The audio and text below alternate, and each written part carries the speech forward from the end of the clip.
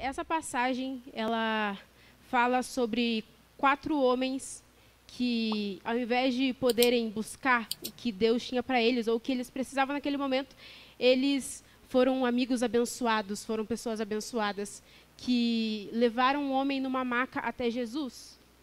Porém, chegando ali naquela casa, haviam tantas pessoas que eles não conseguiram passar. Eles não conseguiram passar e eles fizeram o quê? Eles subiram num telhado e desceram o homem naquela maca. Vamos acompanhar comigo? Lucas capítulo 5, versículo 17 diz: Certo dia, quando ele, Jesus, ensinava, estavam sentados ali fariseus e mestres da lei, procedentes de todos os povoados da Galiléia, da Judéia e de Jerusalém. E o poder do Senhor estava com ele para curar os doentes. Vieram alguns homens trazendo um paralítico numa maca e tentaram fazê-lo entrar na casa para colocá-lo diante de Jesus. Não conseguindo fazer isso por causa da multidão, subiram ao terraço e o baixaram em sua maca, através de uma abertura até o meio da multidão, bem em frente de Jesus.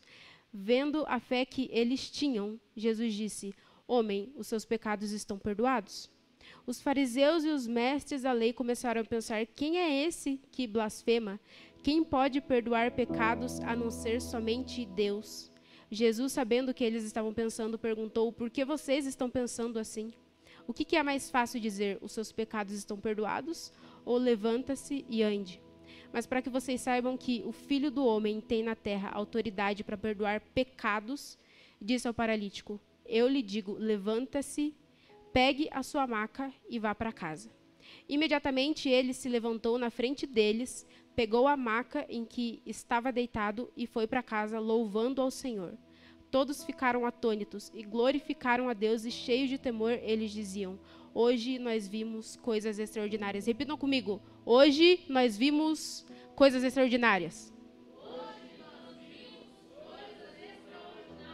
Amém. Gente, muitas das vezes na caminhada do Senhor vão ter muitos obstáculos. Cada um vive a sua dificuldade, né? Mas aqueles homens, aquele paralítico que ele poderia nem sequer buscar uma cura, porque ele já estava... O que aquele homem passou? Não podendo andar, não podendo fazer nada. Muitas das vezes acontece algo com a gente e a gente já não quer mais buscar Deus. A gente já quer parar, a gente já quer desistir, né? Eu não estou julgando aqui a dificuldade de ninguém, mas quando a gente crê verdadeiramente em Deus, quando a gente tem um alvo, né, presbítero Cleverson, não sei se ele está aí, acho que não, cadê? Mas quando a gente tem, está lá atrás, quando a gente tem um alvo, irmãos, nada vai parar a gente.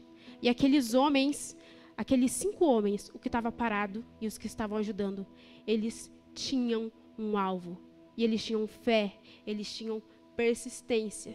E eles ajudaram aquele homem. A fé deles, ela criou raízes. Porque quando eles desceram aquele homem, normalmente, o que a gente pensa? A gente pensa que a primeira coisa... Provavelmente aquelas pessoas pensaram que a primeira coisa que Jesus ia fazer ia ser curar a condição física dele. Mas não foi. Jesus, ele falou: os seus pecados estão perdoados. Muitas das vezes a gente só vê as pessoas pregando por aí, enfim... Em outras denominações, a cura física. Mas a cura que Deus mais quer é a cura da nossa alma. Amém?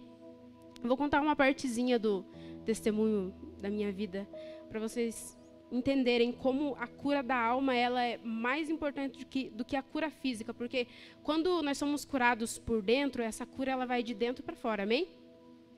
E quando eu estava no mundo ainda, eu... estava naquela fase de odiar crente, né? Acredito que alguém aqui já deve ter passado por essa fase. Mas eu estava naquela fase de não querer saber de crente, não querer saber de Deus. Chegava alguém lá em casa, minhas irmãs falavam, tal pessoa aqui, eu entrava no meu quarto, eu me escondia, né? Eu não queria saber. E eu me isolava totalmente das pessoas. Qualquer pessoa, me isolava da minha família também. E isso foi me deixando pior, isso foi me afundando, porque eu não tinha contato com ninguém. O único contato que eu tinha era comigo mesma, com a minha própria mente, que já estava totalmente ferrada, vamos dizer assim. E até que chegou uma hora que não deu mais, né? Eu já estava ficando de um jeito tão deprimido que acabou. Eu nem sequer comia, na verdade, para quem aqui já ouviu falar em transtornos alimentares, eu acabei passando por isso. E chegou uma hora que meu corpo se esgotou, meu espírito estava totalmente, só Deus sabe, né? E eu fui numa sorveteria com um amigo. 2 horas da tarde, eu mal imaginava que ali ia começar a mudança, a transformação que Deus tinha para a minha vida, né? E chegando lá nessa sorveteria, a gente de boa lá e tal, esperando meu milkshake de chocolate, que eu nem cheguei a tomar. E começou a me dar uma dor aqui na nuca. Mas foi uma dor, irmãos, pelo amor de Deus. Não desejo essa dor para ninguém, né? Foi uma dor, para quem tem enxaqueca, crise de enxaqueca, foi uma dor bem pior do que crise de enxaqueca. E começou a me dar essa dor na nuca. E eu comecei a ficar bem cansada. Meu amigo olhou para mim e pegou e falou: minha filha, você tá branca. Né? E eu já nem não sou tão branca assim, sou parda. E eu comecei a ficar branca e eu nem consegui tomar meu milkshake. Só sei que ali, por jesuicidência, a prima dele apareceu ali e ela levou a gente para casa. Me levou para casa. Lá eu chamei a minha mãe, a minha irmã. E aí tudo começou. Eu fui por 24 horas. A primeira das 20 vezes que eu fui para lá. E, irmãos, um médico dizia que era sinusite. Outro médico dizia que era anemia. Outro médico dizia que era aquilo. Outro que era aquilo. Mas o médico dos médicos falou que era a hora de eu voltar para ele. Amém? E aí minha irmã pegou e falou assim: mãe, não é nada físico. É alguma coisa espiritual. E era alguma coisa espiritual. Eu achava que eu não precisava de Deus, eu achava que tudo que eu estava pegando do mundo, digamos assim, era o suficiente para mim, mas, gente, já era, né? Já era. Ou era aquele momento ali, ou... Mas, enfim, das diversas vezes que eu fui e voltei por 24 horas, voltei, a minha irmã, graças a Deus, para a honra e glória do Senhor, identificou que era algo espiritual e que só um médico dos médicos poderia agir. Não era ninguém do 24 horas. E aconteceu daí um processo de libertação, graças a Deus, e para a honra e glória do Senhor, hoje eu estou aqui. Mas com esse pedacinho do testemunho, o que eu estou querendo dizer, irmãos? A cura, ela vai começar pela nossa alma, ela vai começar por dentro. Amém? Se você quer uma cura física, ela vai começar aqui dentro. Se você busca algo, ou essa noite ela vai começar aqui dentro. Seja uma cura de algo que aconteceu com você, de alguma mágoa que aconteceu, seja uma dor de cabeça, ou seja alguma indisposição na perna. Amém? Se prostre diante do Senhor, sabe? Um obstáculo que tinha ali quando aqueles homens tentaram chegar até Jesus, eram as pessoas. Muitas das vezes a gente quer se importar mais com as pessoas que estão dentro da igreja do que com Deus. Eu já ouvi várias vezes as pessoas dizendo: eu tenho medo de ir para a igreja por ser magoada pelas pessoas, e etc, etc, etc. Mas, irmãos, o foco é Deus, sempre. Amém? Aqueles homens, eles não esperaram a aprovação de ninguém. Se eles fossem esperar a aprovação de alguém, o paralítico ia ficar paralítico pro resto da vida. Porque todo mundo ali tinha algo para buscar para eles mesmos. Mas eles fizeram o possível. Subiram no telhado. Quem aqui subiria no telhado para ajudar alguém? Né? Com fé, existe gente que pode fazer coisas e mais coisas para ajudar alguém. Às vezes você deixa de orar por si mesmo para orar por alguém. E isso já é um ato tão bom e tão prova de fé quanto foi o ato desses homens por aquele amigo. Amém? E falando que existem pessoas que às vezes pensam demais, né? E acabam não indo para a igreja por conta de outras pessoas, ou acabam se envergonhando de virar cristão. Eu tenho vergonha de ser crente. Alguém fala: eu não quero ser crente de novo, eu já fui, eu não quero voltar para a presença de Deus. Né? Meus amigos estão lá fora tão de boa, bebendo, fumando, por que eu vou ficar sendo brega dentro da igreja, perdendo meu tempo? Existe gente que diz isso, mas, irmãos, é a melhor coisa que tem. É a melhor coisa que tem, amém? Se alguém se envergonhar de mim e das minhas palavras nessa geração adúltera e pecadora, o Filho do Homem se envergonhará dele quando vier na glória do seu Pai com os santos anjos. Marcos 8:38. Nossa, Cauana, mas Deus, ele é ruim assim? Ele é vingativo? É claro que não. É claro que não, mas quando a gente se entrega verdadeiramente a Ele de coração e não se envergonha dele, irmãos, vem cura, vem restauração, vem prosperidade, mas a gente não pode buscar só pelo que Ele faz, mas pelo que Ele é. Amém? Romanos 1,16 diz: não me envergonho do Evangelho, porque é o poder de Deus para todo aquele que crê. Quem aqui não se envergonha do Evangelho? Amém? Diz um amém. Mais forte. Amém? Então vamos pregar o Evangelho, né? Para os nossos amigos, para a nossa família. Ninguém precisa saber que você está pregando. Ninguém precisa saber que você está falando. Porque às vezes a gente quer se importar mais que as pessoas estão vendo o que eu estou fazendo, que eu estou ativo, mas quem precisa ver é Deus. É Ele que precisa ver. Amém? Aleluia. Filipenses 3, 12 e 14. Voltando a falar que o alvo daqueles homens era o Senhor. Não que eu já tenha obtido tudo isso ou tenha sido aperfeiçoado, mas prossigo para alcançá-lo, pois para isso também fui alcançado por Cristo Jesus. Irmãos, não penso que eu mesmo já o tenha alcançado, mas uma coisa eu faço, esquecendo-me das coisas que ficaram para trás e avançando para que estão adiante. Prossigo para o alvo. Repita, prossigo para o alvo. A fim de ganhar o prêmio do chamado celestial de Deus em Cristo Jesus. Que nada venha nos parar, irmão. Nada, nada, nada. Vai ser difícil, eu não vou dizer que vai ser fácil. Porque às vezes alguém fala, bora, vamos para a igreja? Você vê a vida do cristão, ele está tão feliz, mas vocês pensam, nossa, é de ferro. Não. Às vezes a gente pensa que a nossa força vem de nós, mas quando a gente pensa que a nossa força vem de nós, é aí que a gente está enganado. A nossa força vem do Senhor. Sempre. E quando a gente entende isso, quando a gente mentaliza que a nossa força vem do Senhor, nada para a gente. O alvo está ali, ó, tá lá naquela câmera. Pode vir o Fabiano tentar me derrubar. Pode vir o Marcelo, pode vir a Andressa tentar me derrubar. Eu vou chegar naquela câmera, eu vou pegar ela. Já era, o alvo está ali, ó. Ninguém vai parar. Amém? E às vezes, a gente pensa demais no pecado. Claro, a gente tem que pensar no pecado. Não errar na mesma coisa. Mas qual foi a primeira coisa que Jesus falou para aquele homem? Os seus pecados estão perdoados. Irmão, arrependimento.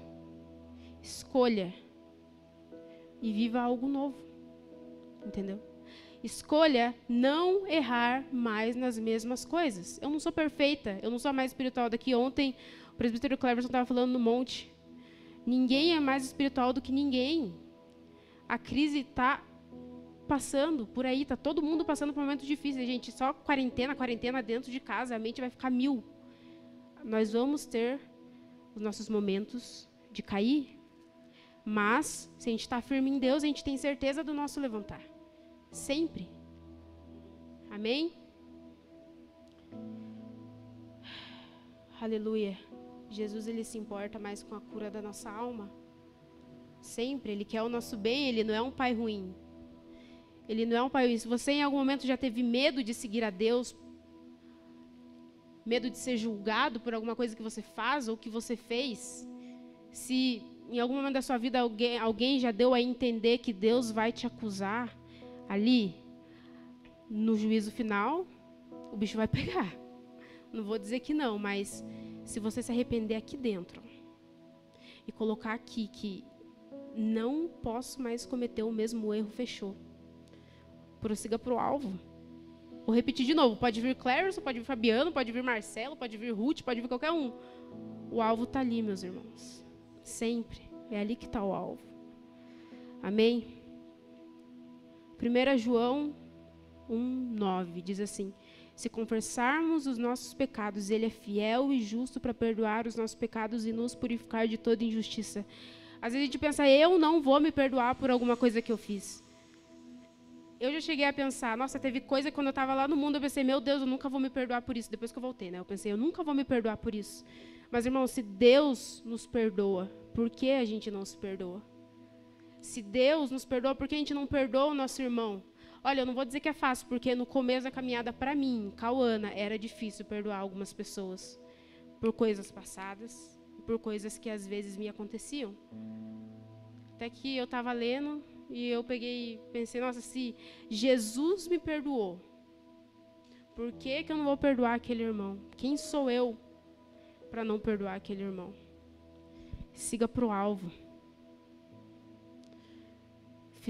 Podem ter feito o que fizeram com você, perdoa. Se perdoe. Em nome de Jesus. O alvo está ali. Amém? Isaías, capítulo 55, versículo 7. Que o ímpio abandone o seu caminho e o homem mau os seus pensamentos. Volte-se ele para o Senhor, que terá misericórdia dele. Volte-se para o nosso Deus, pois ele o perdoará de bom grado. Deus quer transformar a vida de todo mundo. Cada um pode escolher fazer o que quiser. Mas Deus, ele tem o melhor. Nada lá fora vai oferecer coisas melhores do que Deus tem a oferecer. A melhor coisa que ele tem para oferecer é quem ele é. Gente, não é nem o que ele faz, é quem ele é. Porque quando a gente está mal, a gente está lá no quarto chorando. Tenho certeza que muitos aqui, quando a gente está lá no silêncio, pode não ter ninguém do nosso lado, mas a gente sabe que a gente tem Deus, a gente sai de lá, parece que a gente está nas nuvens, né? Flutuando igual pluma. Então, Deus quer transformar a vida de cada um. Amém? Irmãos, irmãs, a fé, ela exige ação. Diga, ação. Mais forte, por favor. Ação. Amém. E aqueles homens, eles fizeram o possível para que o milagre do homem na maca acontecesse. Porque nós vivemos pela fé e não pelo que vemos. 2 Coríntios, capítulo 5, versículo 7. A gente vê acontecendo tantas coisas nessa pandemia, tanta gente morrendo, tanta gente se afastando de Deus, se desviando, mais e mais pessoas ficando doentes. E daí para onde é que a nossa fé vai? A nossa fé, ela não tem que ser momentânea. Ela tem que ser fixa dentro de nós, entendeu? Porque sempre que alguma coisa acontecer, a nossa fé vai embora, irmãos. E aí? E Deus? Como é que fica? A gente não tem que ver para crer. E às vezes nas coisas mais simples a gente erra. Às vezes a gente murmura e a gente continua pensando que a gente tem fé, mas ali na hora de reclamar, de murmurar, a nossa fé está onde? É só um momento. É só um momento. Tudo de ruim que está acontecendo vai passar em nome de Jesus. Amém? Se você busca uma cura para alguém, uma mudança, se você quer mudar mesmo de vida, se você quer realmente mudar. Gente, qualquer coisa. Às vezes a gente está aqui todo dia na igreja e tem alguma coisa dentro de nós que a gente quer mudar ainda, mas a gente não consegue. Haja. Faça. Porque a gente precisa agir. Não adianta ficar esperando cair do céu a mudança. Acontecer alguma coisa. A gente precisa agir. Amém? Irmãos, tenha ao seu lado pessoas que tenham o mesmo alvo. Quem aqui tem pessoas que têm o mesmo alvo do lado? Amém? E como eu falei no começo, aqueles homens poderiam estar buscando coisa para ele, gente. Quem que ia, digamos assim, perder tempo carregando alguém numa maca, subir no telhado, tirar os negócios do telhado e descer? Que empenho, né? Às vezes eu penso, nossa, que empenho, eu poderia estar ali ouvindo Jesus, buscando alguma coisa para mim. Mas eles tinham um alvo e aquele homem também. E às vezes a gente não tem pessoas do nosso lado que tenham o mesmo alvo com a gente e acaba desfocando a gente. A culpa não é dessas pessoas, na verdade. Não é. Para onde que nós estamos olhando? Nós temos que ser influenciadores, não ser influenciados. Amém? Eclesiastes capítulo 4, versículo 9 ao 10 e 10. É melhor ter companhia do que estar sozinho, porque maior é a recompensa do trabalho de duas pessoas. Se um cair, o amigo pode ajudá-lo a se levantar, mas pobre do homem que cai e não tem quem o ajude a se levantar. Amém? Também seja aquela pessoa que ama, seja aquela pessoa que ajuda também, que deixa tudo o que precisa para ajudar o próximo. Que às vezes é difícil. Às vezes eu olho para Jesus e falo, Jesus, um dia eu quero amar igual o Senhor, pelo amor de Deus. Estou no caminho. Ninguém é perfeito. Mas a gente não pode esquecer do que Deus nos diz. Amar ao próximo. Temos que ser aquele que ama. Às vezes a gente vai precisar deixar de orar por uma coisa que a gente precisa para orar por algo que alguém precisa. Mas a gente está sendo aquele que ama e ninguém precisa reconhecer isso a não ser Deus. Amém? E sendo aquele que ama, irmãos, eu vou entrar num assunto bem delicado aqui, na verdade. Porque, como muitos sabem, setembro é o mês que as pessoas se mobilizam no Setembro Amarelo, né? Por conta da depressão e tal. Divulgar que as vidas valem a pena, etc. E realmente. Mas, passando setembro, ninguém lembra. Não é verdade? Isso é algo muito forte. Porque quem aqui conhece uma pessoa que tem depressão, ou que já teve, ou alguém que já passou por isso, sabe o quão complicado é, mas às vezes a gente ainda escuta depressão, falta de oração, falta de ler Bíblia. Escutei recentemente isso, e como uma pessoa que já passou por isso, e conhece pessoas que ainda passam, ou que já passaram, olha, se depressão é falta de ler Bíblia, por que a gente não está pregando para essas pessoas? Ou por que a gente não está orando para essas pessoas? Porque realmente, se elas estão depressivas, vai ser meio difícil elas pegarem uma Bíblia, mas é aí que a gente entra, levando o Evangelho do Senhor. Ou às vezes é uma pessoa tão incrédula que ela não quer nem ouvir um versículo. Ora, a gente tem que orar por essas pessoas, mas orar de verdade, entendeu?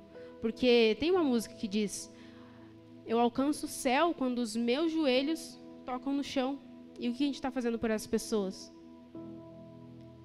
Porque tem gente que gosta muito de falar e só apontar, mas quando as pessoas mais precisam é muito difícil orar. É Deus. Romanos capítulo 10, versículo 14 e 15. Opa! Diz assim: como, pois, invocarão aquele em quem não creram? E como crerão naquele de quem não ouviram falar? E como ouvirão se não houver quem pregue? Quem que tem que pregar? O Evangelho do Senhor. Mais uma vez eu vou dizer, ninguém precisa saber. Só Deus. Os frutos eles vão vir. Deus está vendo. Aleluia.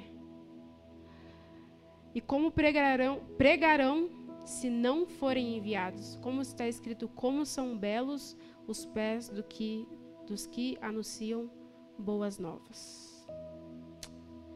É forte, igreja, mas é verdade. Às vezes a gente vê, na reunião a gente estava falando sobre isso, sobre que às vezes a gente não vê frutos, a gente não vê visitas, a gente não vê pessoas. Mas o que a gente está fazendo? Eu falo isso para mim, eu não estou aqui acusando ninguém. Eu não sou ninguém. Presbítero Clevers, pastor Adriano, irmãos. Mas o que a gente está fazendo? A gente está julgando demais? A gente está só esperando cair do céu alguma coisa?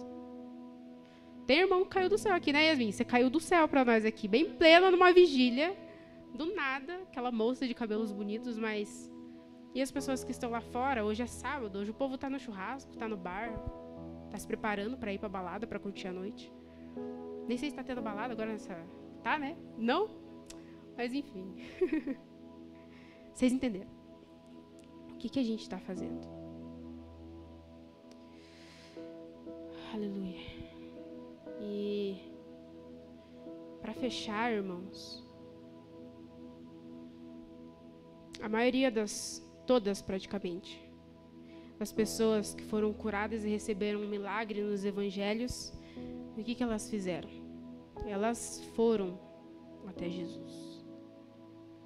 Seja uma pessoa ali para buscar a cura para alguém como Jairo, buscou o milagre da filha dele, a mulher do fluxo de sangue, que buscou para ela mesma, a mulher que foi curada no sábado. Certo sábado, Jesus estava ensinando numa das sinagogas e ali estava uma mulher que tinha um espírito que lhes mantinha doente havia 18 anos. A mulher do fluxo de sangue. Ela chegou por trás de Jesus e tocou ele. Jairo, ele veio e se prostrou. Irmãos, não deixa para amanhã o que você pode fazer hoje. Se você precisa de uma cura, se você sente falta de estar na presença de Deus, porque aquele que já viveu no Santo dos Santos não consegue viver em outro lugar. Tem uma música que fala isso, e isso é real. E às vezes você quer tanto voltar para o Senhor, mas você não consegue. Não deixa para amanhã o que você pode fazer hoje.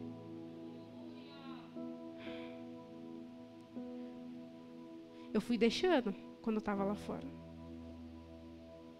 E deu no que deu. Mas hoje, para a honra e glória de Deus, porque Ele teve misericórdia de mim.